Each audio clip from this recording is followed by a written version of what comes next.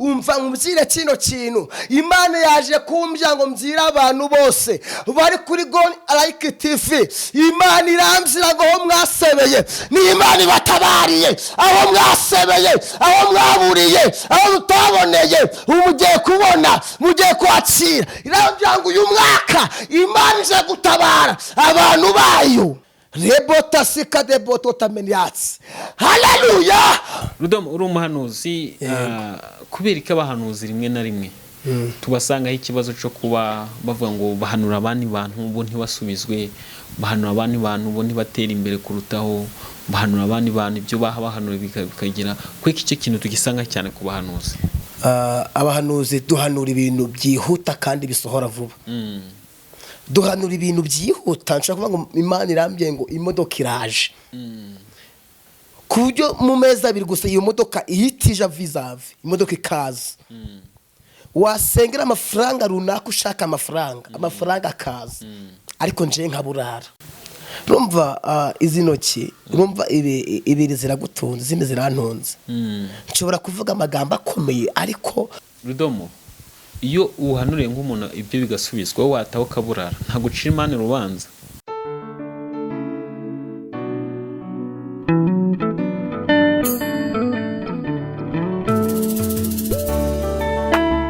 Yes, ni by'agacukacu gakomeye ko duhitamano kuri Goni Like TV. Amayimana akomeze kubana namwe. Anjewe nitwa David nk'ibisanzwe, ndabasoje hano se mwamuherereye mwamuri mu Rwanda cyangwa hanze y'u Rwanda. Mwumve ko mbasoje kana mubwira ko bakunda cyane vuye ku mutima, ntabakunda cyane vuye ku mutima. Sinakwicara n'uyu muntu muri kubona imbere yanyu kuri kamera za Goni Like TV. Ni umuhanuzi w'Imana, ni umwana w'Imana, ni umukozi w'Imana, ikiruta byose akaba akunda Imana. Yego. Nandi mahirwe nundi mugisha kuganira nawe. Reka tumwakire Rudomo rw'Imana. Rudomo turakwakiriye. Yes. Ameze muti? Tugushima Yesu, rede nta kibazo. Amakuru y'iminsi. Makuru turakomeye. Dushimiye Imana ko turi bazima, ko twarinze n'Imana. Cyane by'umwihariko yaraturinzeho bikomeye, naho bitari byoroshe ariko turindwa n'Imana. Rero mfite amashimwe ku mutima dasanzwe yuko Imana yaturinze, nayo ikakurinda. Nari ngukumbuye, nishimiye ko ngarutse mu rugo. Mume welcome. Ndishimye. Ukuri Imana iguha umugisha mwinshi. Rudomo. Mfite imyota kugira ngo nzangire ngaruke mu rugo, ariko no ngana yabikirara ahora ari mu rugo. Rero ndishimye cyane by'umwihariko yera. Imana iguha umugisha. Rudomo reka dutangiye n'isengesho mu kanya gatoya. Tufate isengesho rigufiye ngo bize kugenda neza. Tumaze turagize Imana ikiganiro, ubutumwa tugiye kuvugira aha ngaha, cyane cyane ko abantu badukurikiye bumve ko uyu muhanuzi ndi kumwe nawe. Ako turaza kuganira byinshi, reka ndeke kuvuga byinshi, byiburi byinshi babyikure mu kiganiro. Kuko ngiye nshobora kuvuga nkavuga Imana ikurimo, nkayivuga nyitubye. Nkavuga wena nkibwira ko navuze ibintu byinshi ku Imana ikurimo, mu by'ukuri ngiye navuze bikeya. Reka tutange n'isengesho ritoya. Yego. Uri Imana ivuga, uri Imana ikora, uri Imana igira neza, ntakibasha kurugura imigambi yawe. Turi hano imbere za Goni Like TV, uri Imana yavuganye natwe. Reka abantu bose bakurikiye Goni Like TV wowe umugisha, kandi uzubane nabo. Ufite icyifuzo, ufite ikibazo gikemure mu izina rya Yesu Kristo Nazareti. Umugisha utanga amara utanga, reka bize kuri buri umwe. Urakoze kumvisha gusenga kwacu, ni mu izina rya Yesu Kristo, amina. None twakwakira kuri Goni Like TV. Yego. Tukubwira ati ni karibu. Ndishimye. Ngiye muhiye n'umuhanuzi mba numva nezerewe n'umutima cyane by'umwihariko. Nimba kumbuye n'abantu baho cyane abakunda televiziyo Goni Like TV, narimba kumbuye n'ukuri kw'Imana. Imana ibaha umugisha. Rudomo uri umuhanuzi, uri umuvuga butumwa, uko n'ibindi byinshi kubyina. Iyo ndebye we nk'ahantu tuba turi buryo uba wisanzuye ku Mana, iyo utambira Imana mba wumva umeze ute muri wowe? Numva ari bwo buzima. Gutambira Imana nkayitambira neza bimvuye ku mutima. Abantu batambira Imana ariko nje biba bimvuye ku mutima. Numva ari bwo buzima bwanje, ari byo bijyo mfite. Rudomo uri umuhanuzi, kubera ko abahanuzi rimwe na rimwe tubasangaho ikibazo cyo kuba bavuga ngo bahanura abandi bantu bo ntibasubizwe, bahanura abandi bantu bo ntibatera imbere kurutaho, bahanura abandi bantu ibyo bahanura bikagira kweko icyo kintu tugisanga cyane ku bahanuzi. Kino kintu uvuze nicyo. abahanuzi duhanura ibintu byihuta kandi bisohora vuba. Duhanura ibintu byihuta, nshaka kuvuga ngo Imana irambye ngo imodoka iraje. Ku buryo mu mezi abiri gusa iyo modoka ihitije vizavi, imodoka ikaza. Wasengera amafaranga runaka ushaka amafaranga akaza. Ariko nje nkaburara. Kubera iki ibyo bintu? Nje ngataha nkaburara. Kandi inzu yabonetse nayo hanuye, amafaranga yaje ku buzima bwawe, ijambo ryaje ku buzima bwawe, ariko nje wahanuye nkataha nkaburara, kandi Imana ikabyemera. Ikemera ko mburara kandi nahanuye ibintu bigasohora. Ni ishuri Imana icisha mu bahanuzi. Rudomo, iyo uhanuriye nk'umuntu ibyo bigasubizwa, wowe wataho kaburara, ntabwo ucira Imana urubanza? Imana urubanza turi abantu, ntabwo twaburamo kwijujuta muri twebwe. Hari n'uwo nasengeye abarambye ngo iyo Mana usenga itaguha imyambaro ngo wambare ngo unajye, ni Imana nyabaki. Kandi twabanye mu butayu, Imana imuha inzu, imuha amafaranga, imuha iduka. Arangije arambwira ngo uzamanze ubyire iyo Mana usenga, nawe ubwawe imanzi guha ibyo kurya, ufite inzara urashonje. Kandi tukibana mu butayu hari amahoro. No kuvuga ngo Imana icisha abahanuzi mu shuri rihambaye ry'ibigeragezo, inzara ikaza tugahangayika, ndetse bikagira naho umuntu ku giti cye yumva neza agasenga, ariko avuga ati Imana uranyibagiwe, kandi ari umuhanuzi. Ariko ni ishuri Imana icisha abahanuzi mu ikosi twiga. Ntabwo twakwijuje turi Imana no kwihangana mu bigeragezo. Hari n'ababivuga ngo ari n'igihe Imana ireba ko ibyo bintu nibiguha uzayitureka Imana, ni si mu buryo bwo guhanura cyangwa niki, wimenya nabo bantu? Kubera ko twarashonje ku rwego nafashe ibihe nkibiro. Iyo ugeze mu bisubizo, mu bihe byiza byo kurya no kwambara, amasengesho aba make. Kuko isahinga y'Imana impaye iduka rinini, ntabwo nakongera kuzamuka imisozi nk'izo nazamutse nkarasubizwa. Oya, nzasengera mu kazi kanje, urumva? Ariko kwizera kwanje no gusenga bizahora biri muri njewe, ariko kongera kuzamuka umusozi, kongera kuzamuka, oya rwose. Mani gwa iduka ntago wasubira kuzamuka. Mayiduka ibyo kujya najya kongera kurira, ntago nazamuka cyane nkuko nazamutse imisozi. Byimo kandi ari cyo gihe cyo kugira ngo iby'Imana guhare mu masengesho ugomba kwirindisha isengesho. Rwa ngo buri gihe n'igihe cyacyo. Hari igihe ugera mu gasonzo ugahangayika, hari n'igihe Imana igutereka mu gihe cyo kwicara muri bya bindi wasengeye, ukajya ukambara ukabaho neza. Rero amasengesho nje kwizera kwanje Imana, hari abantu bazi ko gusenga Imana cyangwa kuyaga Imana ikore ari kuzamuka imisozi myinshi. Oya, ntabwo ari uko wafashe imisozi ngo uzamuke imisozi, ahubwo kwizera kwawe David, nubwo waba uri mu kazi wasenga Imana ikakumva, nubwo waba uri mu biro wasenga Imana ikakumva, ahantu hose uri hose Imana igihagera kandi Imana igakora. Niko kuri. Rudomo, hari ibintu bituma twishimira ko dufite impano z'Imana, cyane cyane nk'iy'ubuhanuzi, uvuga butumwa. We iyo urebye ikintu gituma wishima ko ufite impano z'Imana, twirengagize ku byakubabaje muri izi mpano, reka noneho tuzirebe mu bintu byaba byaragushimishije. Ibintu byacimishije, umunsi umwe ndabyibuka ndi kumwe n'umukozi w'Imana Sekazuba, twari turi mu shamba. Umunsi umwe baza bikoreye umuntu hejuru ku ngobyi, umuntu utazi kugenda, uri pararize, utazi no kugenda.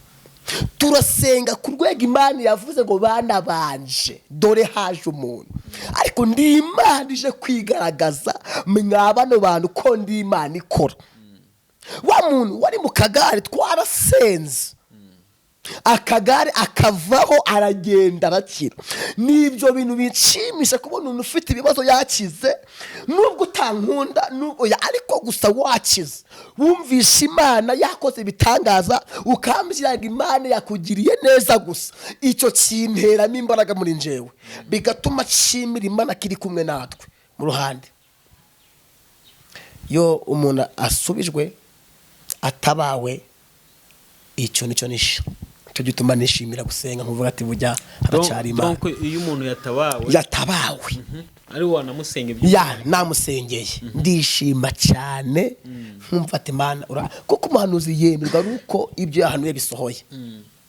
Igihe cyose wahanuye ikintu gisohore ntabwo uzemerwa, ariko iyo ngiye ahantu hambere Kigali nkaja Nyamagabe nkagira Kirehe nkaja za Kapura ngasanga hari abantu basubijwe twasenganye, ndavuga ati burya ni umuhanuzi w'Imana. Ni agaciro ngishima. Rudomo, hari abantu bavuze ngo abahanuzi benshi ari igihe bahanura ibintu basanzwe bakuziho, sibyo? Bakavuga ati ngo umuhanuzi ngo iyo umubwiye ibyifuzo byiwe nibwo abona ko guhana akanaguhanurira. Abantu bakavuga ati babanza bagatata amakuru yawe. Wowe iyo wumvise nk'icyo kintu bakivuga ko kubahanuzi uri umuhanuzi nabimazemo n'igihe, icyo kintu gifata gute?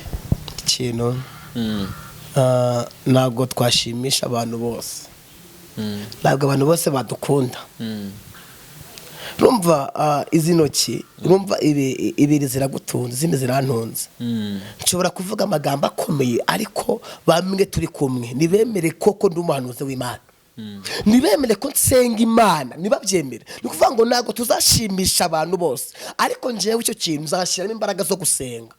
Nsenge nkatite ko abantu bari kumvuga ko abantu bari kunsebya, njyewe nsenge nakuri Imana ku rwego Imana iranye ngo mwana wanje Rudomoro nibutsa amasengesho yawe. Umuntu nakuvuga uzasenge gusa, umuntu nakuvuga uzasenge, uzagira imbaraga za Mwuka Wera muri wowe. Yego Rudomoro, reka twakire mu ijambo ry'Imana. Yego, ni karibu mu ijambo ry'Imana, kakaya twakagwaye nakumudendezo wawe uko Imana iri gukoresha ariko ukora. Twe hano kuri Gonareke TV urabimenyereye, turi abanyamwuka. Yego, turakwakira mu ijambo ry'Imana. Amen. Nshimiye Imana. Imana ibaha umugisha. Reka dusome ijambo muri Nawomu ibice 2 guhera ku murongo wa mbere. Ni ijambo ry'ubuhanuzi, wumve iki Imana igushakaho, kuko naje hano mfite yerekwa ko ndahagera. Rero nshimiye Imana ko nahageze. Reka gucika intege, Imana irahari. Tujye gusoma nawo mu bice 2 guhera ku murongo wa mbere wonyine gusa. Iri jambo wumve kari ryawe. Kadusome mu izina rya Yesu. Haravuga ngo dore mu mpinga y'imisozi amaguru yuzuye inkuru nziza akamaza iby'amahoro.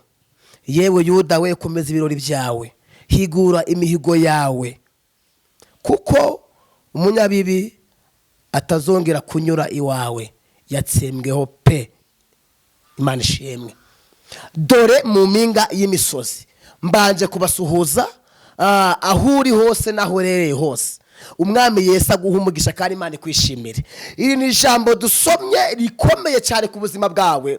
Umaze iminsi nta jambo ujya n'agaciro ugira, umaze iminsi usenga Imana ariko icyo usengeye ntusubizwe. Umaze iminsi mu butayu, umaze iminsi ushaka bikanga, umaze iminsi nta byiringiro, ariko umva password y'ubuzima bwawe.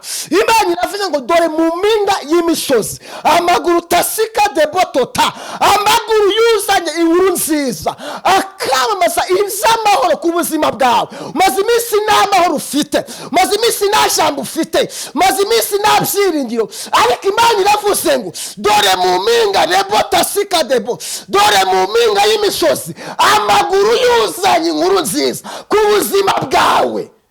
Mu mpinga y'imisozi tarabotasika debo tota.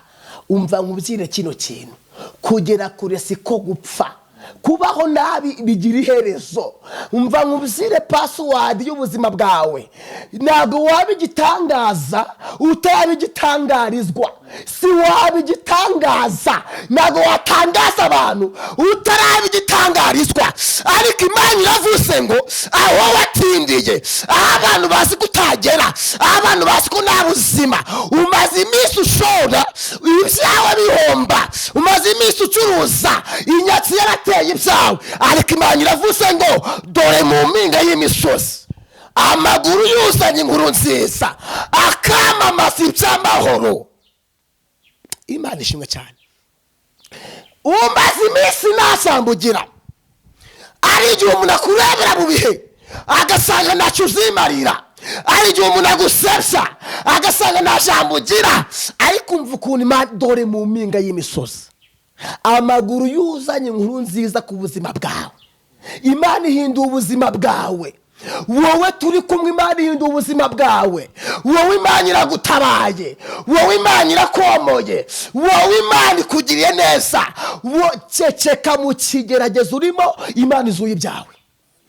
Dore mu mpinga y'imisozi, nubwo umaze iminsi nta jambo, nubwo umaze iminsi nta byiringiro, ariko Imana iravuze ngo nta abantu bakurwanya, nta abantu baguhiga. Dore Imana iraje ku buzima bwawe mu mpinga y'imisozi. Amaguru yuzanye inkuru nziza, akambaza iby'amahoro. Yewe mwene data, yewe mushiki wanje, yewe garamfurere, yewe mubyeyi wacu, umva nkubwire kino kintu. Aho abantu bagushize, Imana irakuvanye. Aho bazi kutagera, Imana irakugejeje. Bazi ko byapfuye, Imana izuye ibyawe. Aho bazi ko haleluya, Imana iravuze ngo Imana ikuvanyeyo. Aho bakurambitse, Imana iragutabaye. Dore mu mpinga y'imisozi umaze iminsi uzengurukaho, Imana iragutabaye. Rebota sika de botota meniats. Haleluya, mu mpinga y'imisozi. Aho utatseka inzira, aho bazi ko aho bazi ko ntacyo uzimarira, Imana iravuze ngo igutabariye mu maso y'abanzi bawe. Dore mu mpinga y'imisozi uyu munsi Imana iguhanaguye amarira. Imana yabyo umuntu bita Kuru, iramubwira ngo yewe Kuru we, dore ahataringaniye nzaharinganyiza. Ahataringaniye mwene data, dore hahandi abantu bazi ko nta buzima, abantu bazi ko nta buryo. Umva nkubwire kino kintu. Umaze iminsi uri gitangarizwa, umaze iminsi nta buzima ufite, umaze iminsi abantu bagusebya, umaze iminsi abantu bakuvuga, umaze iminsi nta jambo, umaze iminsi nta buryo, umaze iminsi nta business. Haleluya, umaze iminsi barakubenze, umaze iminsi udakora, umaze iminsi uradeposhe. Imana iravuze ngo aho wasebeye n'Imana igutabariye. Dore mu mpinga y'imisozi, Imana iravuze ngo hera umunsi, Imana igarura amashimwe ku buzima bwawe. Raho Imana ikwicaje, Imana izuye ibyawe, Imana irakwemeje, Imana irakomoye. Reka kurira, Imana ishoboye byose. Gabanya amarira, Imana irakwibutse. Ceceka mu kibazo cyose ufite, Yesu arakwibutsa.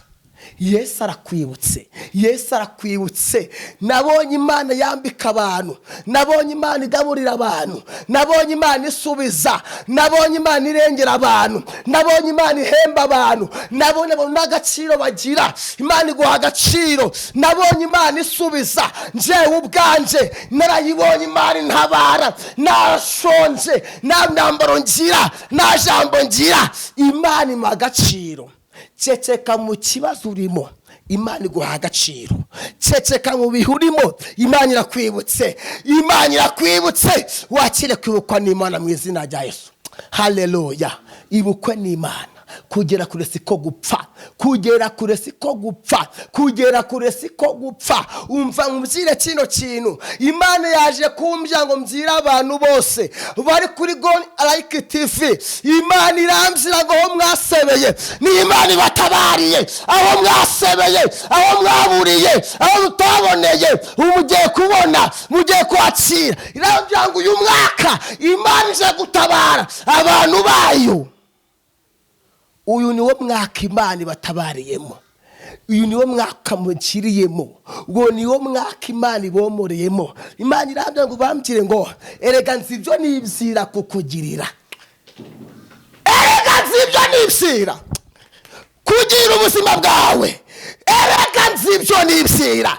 Ceceka mu kibazo urimo, erega nzibyo nibzira. Gabanya amarira, erega nzakugirira neza. Niko Imana ivuze. Ceceka mu gihe urimo, ijuru irakwibutse, Imana yagutabaye. Oya, zamura ibiganza hure, waba uri mu cyumba, waba uri mu kazi. Imana iravuze ngo nzibyo nibzira kukugirira, ni byiza ntabwo ari bibi. nshimiye Imana ko ari abantu Imana yibutse, hari abantu Imana igiriye neza, hari abantu Imana yomoye. Umuntu yaramfasha arambwira amagambo akomeye, arambwira ngo iyo Mana usenga, iyo Mana ukorera itaguha n'iryinyo, iyo Mana ubona iyo Mana ihari. Ndamubwira ngo data aracyahari, Imana iracyavuga. Igihe umuntu azagusebya, igihe umuntu azagambana, igihe umuntu azakurwanya, igihe umuntu azaroga, azaguhuza n'Imana. Reka abantu bagusebye, reka abantu baguhige, reka abantu bagambane, baraguhuza n'Imana ishobora byose. Reka kwipinga no kwisuzugura, Imana irahari. Reka kwiga, Imana irahari. Haleluya. Reka kumva ko byarangiye, umva nkubwire kino kintu, uzabaho uko data yabigambiriye, uzabaho uko Imana ibishaka. Oya, uzabaho uko data yabigambiriye. Mu kibazo cyose uruguhura nacyo, mu ndamba rugwana, mu bihurimo, uzabaho uko data yabigambiriye. Icyo Imana yanditse yaracyanditse, ntabwo izivuguruza. Uzabaho uko data yabigambiriye. Manza wumve ko Imana ihari. Oya, nubwo ibyawe bisa nkaho byanze kugira ishusho, nubwo abantu bamaze kuvuga byinshi, nubwo abantu bagambanye, nubwo abantu bagize amashari, reka abanyeshari baze, reka abantu bagambane, reka abantu bagusebye. Imana iravuze ngo izahaza ikine finali ku buzima bwawe. Oya, suzugura ikigeragezo, suzugura ikibazo, suzugura umurozi, suzugura abanyeshari. Imana iraje ku buzima bwawe, witinya, wiceceka. Imana iraje mu izina rya Yesu. Humura. Data yabigambiriye.